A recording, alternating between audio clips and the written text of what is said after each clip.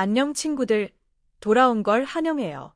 이 한 문장으로 오늘 페퍼저축은행과 현대건설의 경기를 정리해도 과언이 아닙니다. 오늘 페퍼저축은행은 현대건설을 상대로 세트스코어 3대0, 30대 28, 28대 26, 25대 21 완승을 거뒀습니다. 스코어만 놓고 보면 누구나 완벽한 셧아웃 승리라고 말할 수 있습니다. 상대가 리그 3위 현대건설이라는 점을 고려하면 분명히 박수를 받아 마땅한 승리입니다.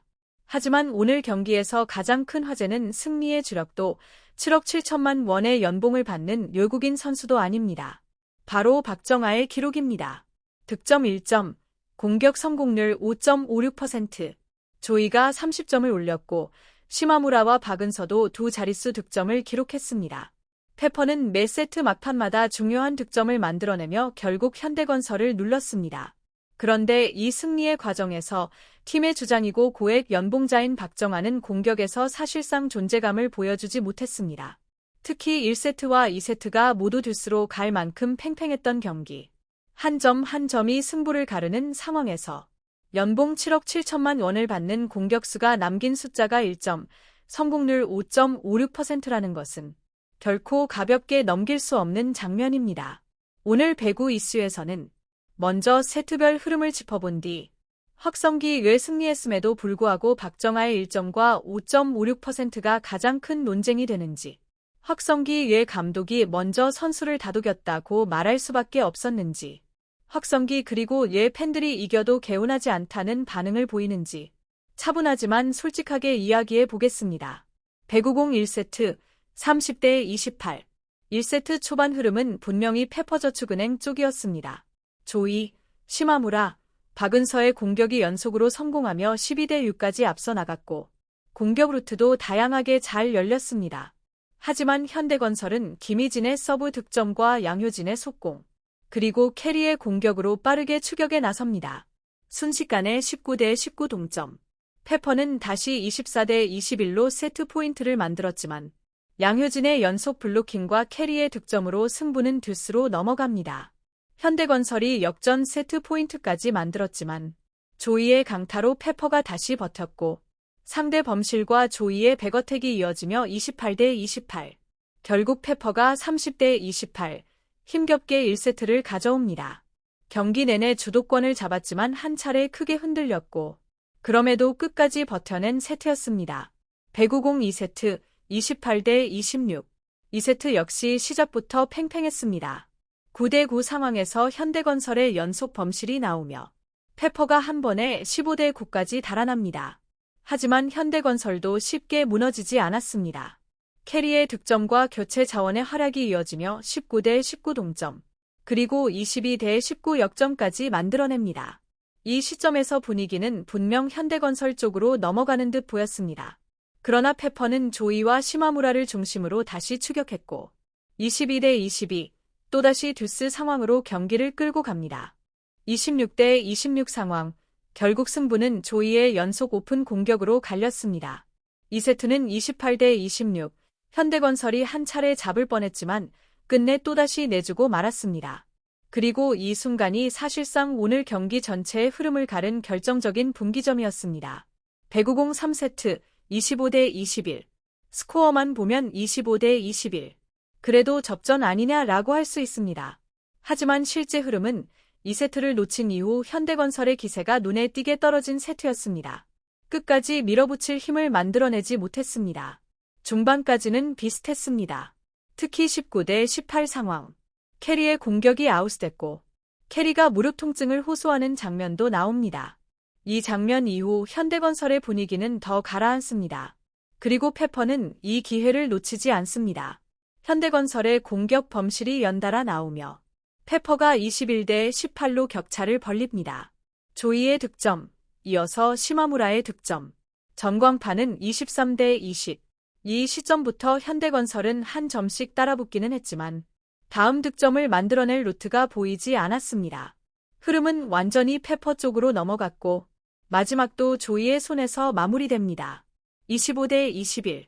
페퍼저축은행의 3대 0 완승입니다. 확성기 박정아 1점, 공격 성공률 5.56%. 왜 이것이 팀 이슈가 되는가? 이제 본론으로 들어가 보겠습니다. 페퍼는 3대 0으로 이겼고 조이는 30점, 시마무라와 박은서도 제 역할을 했습니다. 그럼에도 경기 후 가장 많은 시선이 박정아에게 쏠리는 이유는 분명합니다. 오늘 박정아의 기록은 1점, 공격 성공률 5.56%. 이건 단순히 오늘 컨디션이 안 좋았다로 설명할 수 있는 수치가 아닙니다.